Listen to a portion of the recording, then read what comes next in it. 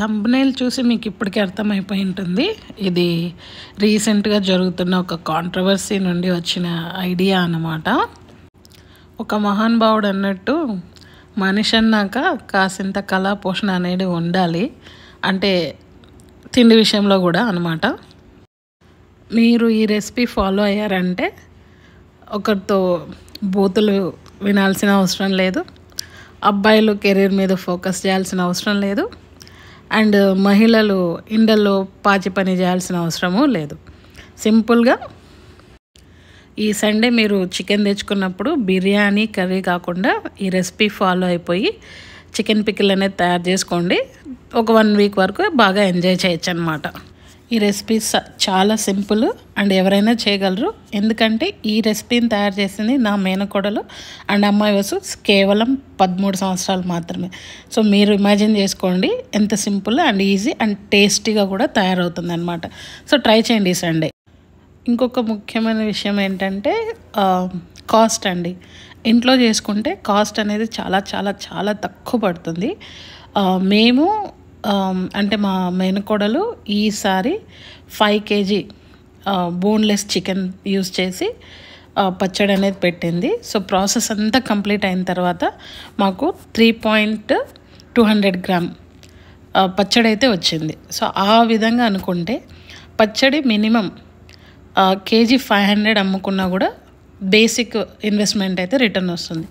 అలా కాకుండా 1000 రూపాయలు అమ్ముకున్నాం అనుకోండి కేజీకి డబుల్ బెనిఫిట్ అనేది వస్తుంది.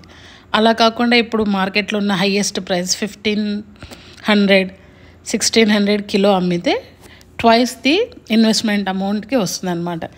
సో అన్ని డబ్బులు బయట వాళ్ళకి ఇచ్చి ఇంటికి వచ్చిన తర్వాత అది బాగాలేదని చెప్పి మీరు డిసప్పాయింట్ అయ్యి వాళ్ళననే బదులు సింపుల్గా మీరే ఒకసారి చిన్న క్వాంటిటీ అయినా పర్లేదు 1/2 kg చికెన్తో అయినా స్టార్ట్ చేయండి, 1 kg చికెన్తో అయినా స్టార్ట్ చేయండి. మీ ఇంట్లో మీ చేతులతో చేసుకోండి.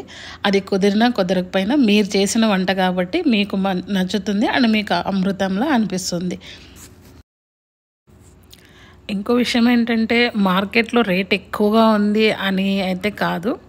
ఎందుకంటే ఒక్కొక్క చోట బిర్యానీ 50 రూపాయలకు కూడా దొరుకుతుంది. ఇంకా మరో చోట బిర్యానీ 300కు కూడా దొరుకుతుంది. అది దాని మీద ఇన్వెస్ట్ చేసే కస్టమర్ మీదే డిపెండ్ అయి ఉంటుందండి. టీ కూడా అంతే. ఒక్కొక్క చోట 5 రూపీస్కే టీ దొరుకుతుంది, ఇంకో చోట 12 రూపాయలకి టీ దొరుకుతుంది. అదే నిలోఫర్ క్యాఫే లాంటి చోటుకి వెళ్తే ఒక టీకి 200-150 రూపీస్ అనేది పే చేయాల్సి ఉంటుంది. సో కాస్ట్ అనేది బిజినెస్ చేసే వాళ్ళ డెసిషన్, దాని మీద అయితే ఎలాంటి కమెంట్ ఉండదు. బట్ క్వాలిటీ అనేది మీరేం ఎక్స్పెక్ట్ చేస్తున్నారు, మీకు ఎక్కడ నచ్చుతుంది అనేది మీ ఇష్టం. 5 రూపీస్ నచ్చుతుందా, 120 రూపీస్ టీ నచ్చుతుందా అనేది. బట్ సింపుల్గా అయితే అండి ఈ కాంట్రవర్సీని అంతా పక్కన పెట్టేసి మీరు మంచిగా ఇంట్లో రెసిపీ తయారు చేసుకొని ఎంజాయ్ చేయండి. అండ్ ఇంకో ముఖ్యమైన విషయం చెప్పడం మర్చిపోయాను.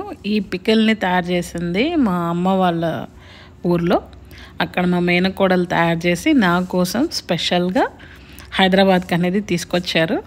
ఇంకా దీన్నైతే నేను ప్రతి దాంట్లోకి యూస్ చేస్తానండి. Rice, chapati, dosa, Maggi noodles ఏది ఉన్నా సరే, పెరుగన్నంలోకి ఎందులోకైనా సరే ఈ పచ్చడి ఎక్సలెంట్గా కుదురుతుంది.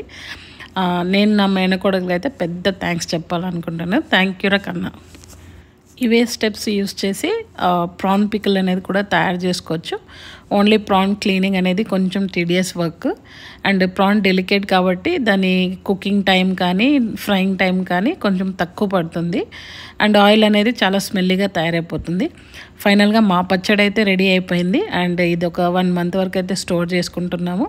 మేమైతే బాగా ఎంజాయ్ చేస్తున్నాము. మీరు కూడా ఇలాగే తయారు చేసుకొని ఎంజాయ్ చేయండి. Like, share and subscribe our channel. Bye.